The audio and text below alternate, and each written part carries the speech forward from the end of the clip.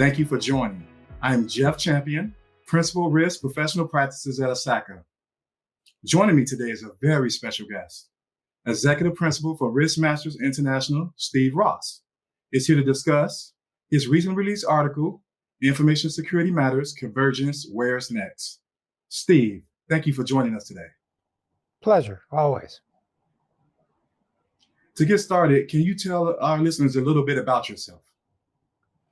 Well, I've hung around ISACA for a long time, I think 46 years, so by now I might be known. I was president of the association back in the dark ages, and I've been writing the Information Security Matters column in the ISACA Journal now for 24 years. So, as I say, a known commodity. I'm a computer security or information security consultant and have been for most of my career. That's incredible. Now, that's an incredible resume. Okay, thanks. To get started, before we get started, I wanted to give our listeners some context. Could you tell us what is convergence? Well, it's sort of inherent in what ISACA is today. If you go back in time, when I first joined, it was the EDP Auditors Association, and obviously it was an organization for people we now call IT auditors. But it has grown to be so much more. Information security, risk management, IT governance, privacy, all of the specialties in which ISACA members excel.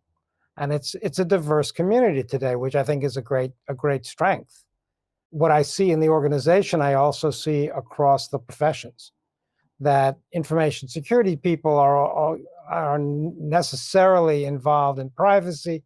Privacy people are necessarily involved in risk management, and so on and so forth. So that all of the different threads are beginning to come together, or have begun to come together. And I think it's a very positive development. Yeah, I do think that's awesome. It's definitely in progress. Why do you believe that the trends towards convergence of specialties is a natural progression?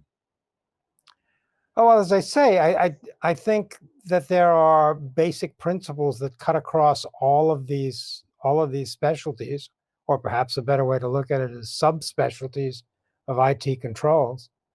I do think that of the group of things that I just mentioned, IT governance, privacy, IT auditing, the rest, IT security stands out a bit. It's the most technically involved. There's software that has to be bought, tools that have to be bought, tools that have to be used, a deep understanding of the internals of an organization's network, all have to be in the armory of the information security officer or the CISO, which differentiates it a bit from the other again, I use the word specialties or constituencies. And I think that does make a bit of a difference in why in a column that's dedicated to IT security, I wanted to look at the convergence from that perspective of the IT security professional. Do you think the convergence, as far as, because you mentioned specialty, and so with those specialties, does the convergence diminish each specialty effectiveness? Oh, hardly. I think it enriches each of them. That's the whole point. The knowledge of the different aspects of information security controls don't stand alone. The information security officer, as I said, necessarily must understand privacy. And privacy is based in part on confidentiality, which is an aspect of security. And all of those have to deal with the governance of the IT function. So as I say, I think knowledge of one enhances the other. The reason that I started investigating this and wrote about it for the journal is that I'm beginning to wonder if keeping each of these specialties siloed is a positive thing. And I've come to the conclusion, no, it's not. Yeah, I've heard that before. Because so an example is the auditing, and so they used to always say like auditing, which we will get to, should be, you know, it should be internal in a different department. Well, yeah, I mean, look, I back in my career, I was an IT auditor, and I have a lot of respect for what IT auditing does. And it is clearly necessary that auditing generally, and IT auditing in this case specifically, that it have independence. I just don't know that it is necessary for there to be organizational separation to achieve functional independence. I think those are compatible, or put it the other way, it is not incompatible to have IT auditing external to the audit function, the general audit function. Makes sense. So what would make more information security stand out from the other specialties? Well, as I say, I think the deep involvement in the technology itself, the internals. Yes, there's a need for understanding of all the applications as well, but I think that's true across all of the different constituencies that I was talking about. I don't think that any of the others routinely get involved in the details of operating systems, telecommunications protocols, access security methods, all of the rest that are embedded in the technology, in the infrastructure itself, to the same degree. I agree. I agree because it seems information security, you're in the trenches all the time. It's kind of like Yeah, you're working with each department, trying to make sure you get work done, and then communicate that, back to the CIO or the CEO. I would also add that if you're in the trenches, you take a lot of incoming fire. Yes. So, do information security professionals need to agree, like with the other control specialties, as far as like we just said, like the auditors or risk managers, and why or why not? Just curious. They need to agree on the big issues. I don't think there's any question about that. Um, but people, just individual people, bring their own perspectives. It's not necessarily a function of the job. It may be a function of the person. Uh, but even including that that issue of what job do you hold, what role do you perform, um, there's going to be differences. I wrote an article, it's a long time ago, at least a decade ago, I think, called "The Mayor and the Sheriff," and I said the mayor was the risk manager and the sheriff was the information security officer. And for the most part, they agree on cleaning up the Cavendish gang and, you know, making the town safe for the school marm, just like you see in all the westerns. But at some point, the mayor has to worry about picking up the trash and getting the sewer system working and making sure the school opens on time. Whereas the security officer continues to have priorities about protection. Not that they are incompatible, hardly, but that the emphasis is going to change. And I think that's true in all of the other constituencies that I just mentioned. You're going to have differences of priority rather than differences of objective. Definitely makes sense. That's a good analogy. I like that. Thank you. The mayor and the sheriff. Nice. So with those, and so we get to talk about more about specialties. What specialties incorporated into the IT controls that we talked about? Organizational unit will be the purpose of integrating things that way. Well, let's go back a step. Um, what I suggest in that article that we're talking about is that I think it is time for all of the different specialties to be under one organizational umbrella.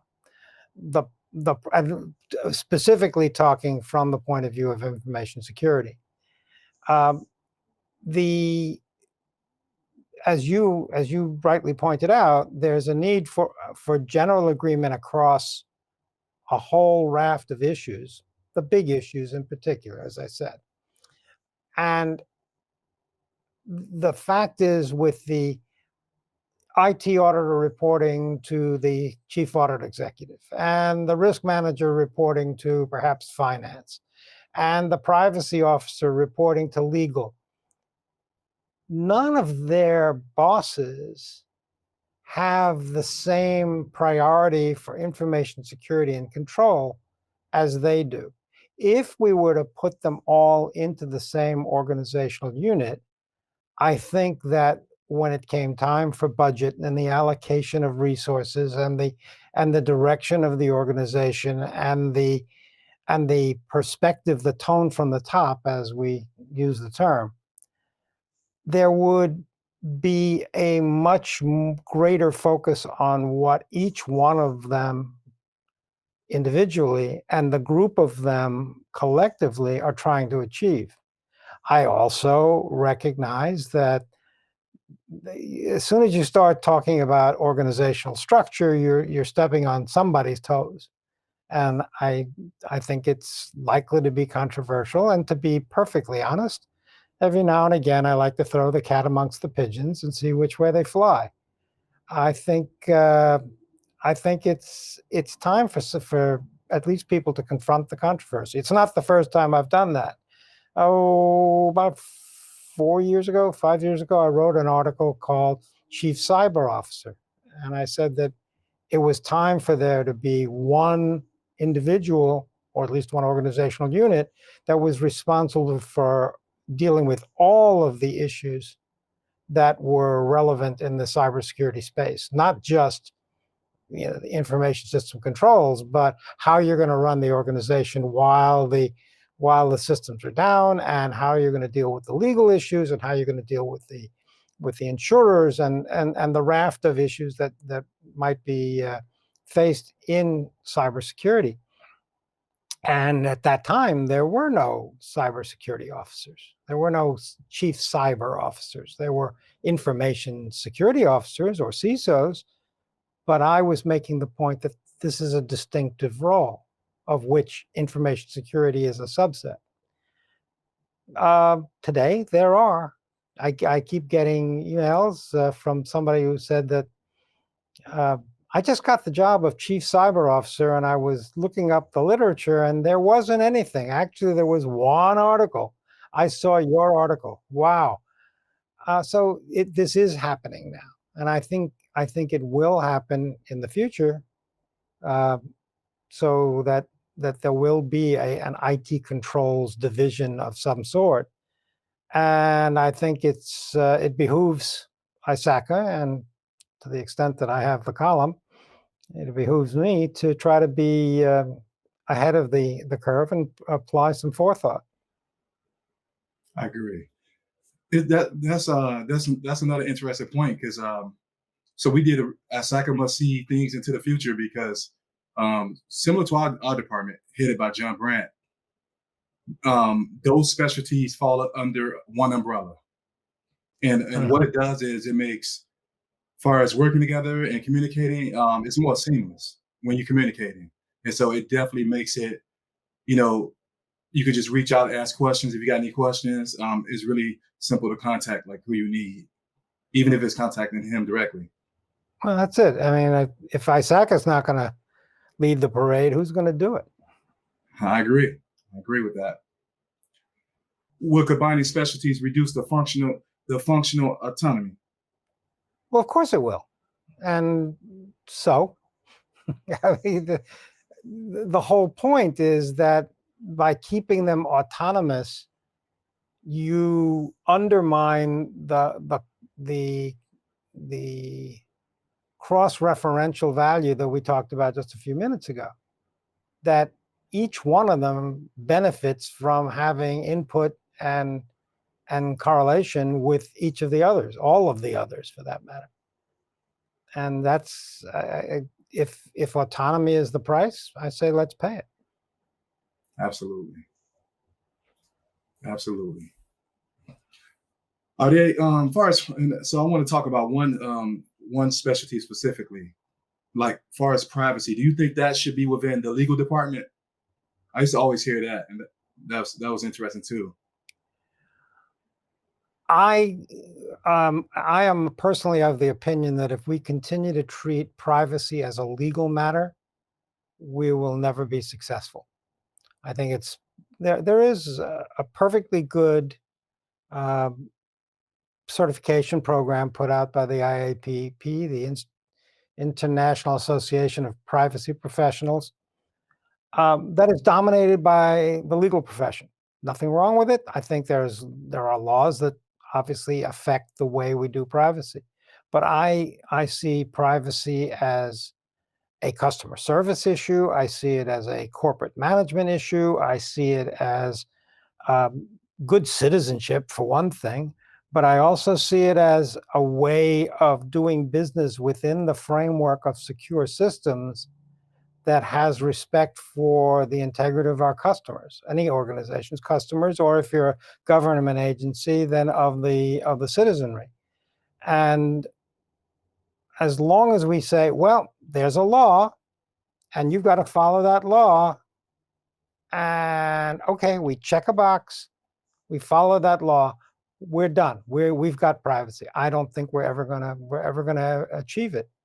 So that I think that's why ISACA came up with the CDPSE program, but I think it's bringing it into the context of information technology professionals, information security professionals, IT governance professionals, risk managers. You're beginning to see the point I'm making, the cross reference amongst all of these different constituencies and how each one makes the others better. Agreed, and they definitely make them better. So I just heard you mention risk management. So who would risk management report to? Well, I'll throw that back at you.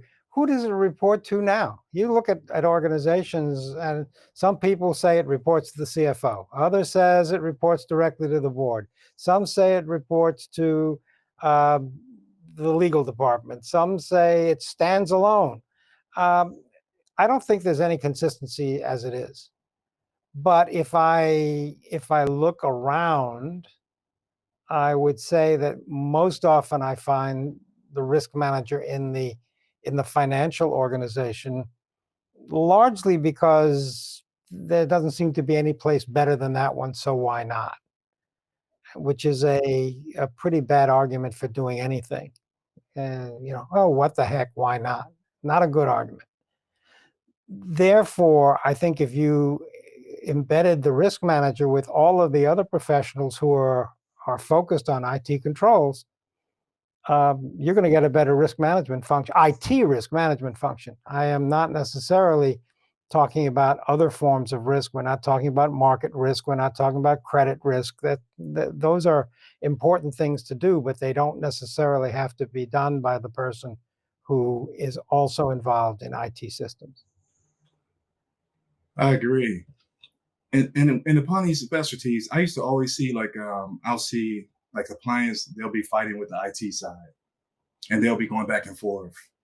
And because of course, compliance, they want all the boxes checked, and you try to figure out a better way for them to work together and accomplish the same goal.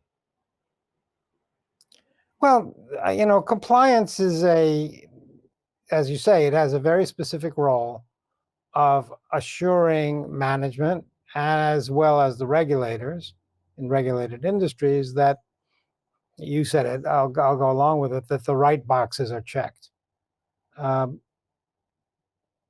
Nothing against that. I think it's an important function. It is ultimately a quality assurance function. And I, on the surface, have no argument about including compliance in this IT controls function, but I don't think that it's one of the core constituencies. Maybe it is, maybe it's not. I'm not going to be doctrinaire about who gets the ticket to come to the show. Agreed. So what happens if they separated all those specialties? Well, they're separated now. That's my problem. I think we're not getting the full value that we might get out of the professionals any organization employs. And worse than that, when they are all trying to achieve parallel, if not the identical objectives, comes budget time, somebody's going to say, well, I've got X amount of dollars or yen or euros or whatever currency you work in, and we're going to give some to information security and we're going to give some to privacy. Well, we'll split the difference. No, actually, there's a need for investment in privacy and there's a need for investment in security, and they shouldn't be contending with each other. They should be supportive of one another, and that's my point. I agree. That's definitely why information security matters. That's for sure. Yes, it does. Thank you. So basically, you got these specialties, and instead of them being siloed, you bring them kind of under one reporting to one person. If we broke down the silos, you're saying? Yes. And how does that benefit information security? I think it benefits all of them. But as I say, I think that information security may be the primary beneficiary because it broadens this perspective away from simply information security being a technical problem to it being a risk management problem, a technical problem, a compliance problem, all the above. It gives greater scope and scale to information security. I agree, because I can see it under our umbrella now, where we have all these different specialties, and it's definitely easier to work together. When we're performing tasks, it just makes it easier, and that's from a journal white paper standpoint. I can imagine how fantastic it would be from an operations standpoint to just streamline those type of actions. If I need to work with an individual group, whether it's privacy or risk management, it would definitely make things a ton of a lot easier. Not that there isn't collaboration today. I don't want to sound like I'm saying that everybody's walking in the dark and bumping into each other occasionally. No, there is obviously good collaboration, or there wouldn't be an ISACA. Or not the ISACA we have today. But the issue of contending for resources, the issue of setting priorities, will be a lot easier to manage if they all reported in the same structure, I believe. Steve, you and I probably could talk about this all day, but that's all the time we have left for today. Thank you for taking the time to chat with me. If you want to read Stephen's full article, click in the description below. I'm Jeff Champion. Thank you for tuning in.